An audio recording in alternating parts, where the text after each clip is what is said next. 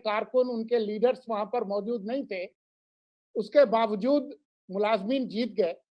और दूसरी जो है, इमरान खान ने एक और बेल आउट टाइम ले लिया तहरीक लबैक से, टीएलपी से, कि वो 12 फरवरी को आ रहे थे और अब जो है वो 20 अप्रैल तक उनको वो जल तू जलाल तू आई बला को टाल तू, कुछ कुछ महीने जो है ये मामला जो है आगे चला सोलंकी गया।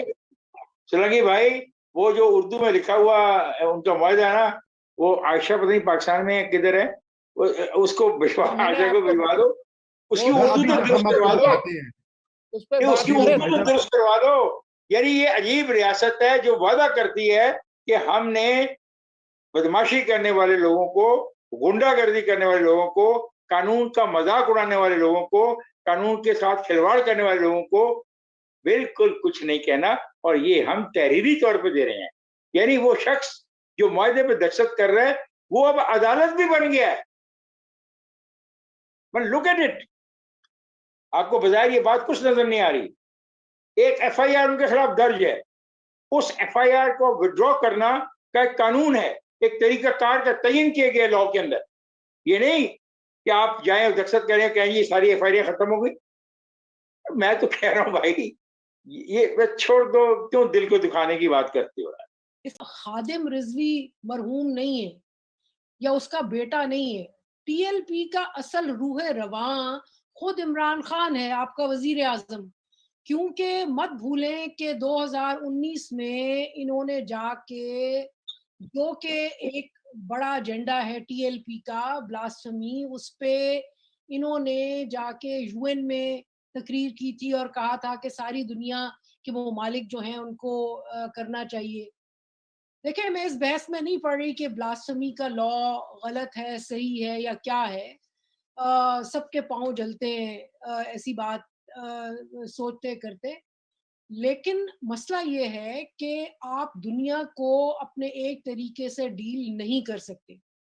आप टीएलपी को, जो कि आप जिनको एक दफ़ा आपने हज़ार के नोट दिए, फिर आप उनको वो आ जाते हैं बार-बार, और आप उनको, और ये रियासत की वजह से, बाय द वे रियासत की वजह से ये जो बरेलवी मिलिटेंसी है वो पैदा हुई, क्योंकि उसकी एक तारीख है। पहला तो ये है कि बरेलवियों को जो देवबंदी और अहले हदीस मिलिटेंट ग्रुप्स हैं उनसे मारे पड़ा करती थी। इनके मदारिस और जो मस्जिदें हैं वो छीनी जाती थी। सो उसको जब ज़ाहिर है उनके यहाँ एजिटेशन शुरू हुई, उनके यहाँ इज़्तिराब शुरू हुआ, उन्होंने भी फिर निकाला कि मिलिटेंसी, हमें भी मिलिटेंट हो जाना चाहिए। सो वो कश्मीर में तो नहीं लड़ते, उनका जो मसला है वो ज़्यादा इंटरनल है।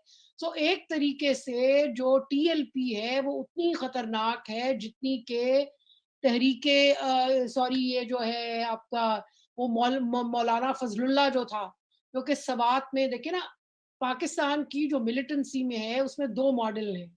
एक तो है जिसे मैं कहती हूँ पंजाब मॉडल, के भाई बंदे यहाँ से रिक्रूट करो लेकिन जाके लड़ाई जो है वो सारी दुनिया में करो। दूसरा ये है कि आपके यहाँ वो भी दहशतगर्द हैं, मिलिटेंट हैं, जो कि कहते हैं कि जी मुल्क को पे कब्जा करो, मुल्क के अंदर जो सिस्टम जो है उसको तब्दील करो। तो टीएलपी तो उसी तरह है जिस तरह मौलाना फजलुल्लाह था, या बैतुल्ला महसूद जिसको आपने मारा, या उसके बाद वाले जो तहरीके तालिबान पाकिस्तान वाले, क्योंकि ये अंदरूनी जो रियासत है उसके अंदर तब्दीली करना चाहते हैं। अब मसला ये है कि हम इससे कहाँ भागें कि खान साहब जो हैं खुद साथ हैं इस तब्दीली में।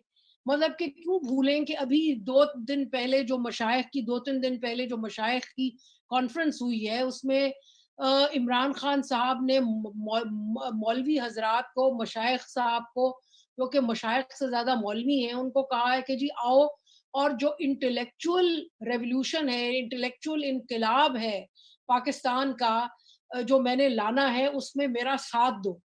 तो ये उसी इनकलाब का हिस्सा है ना टीएलपी।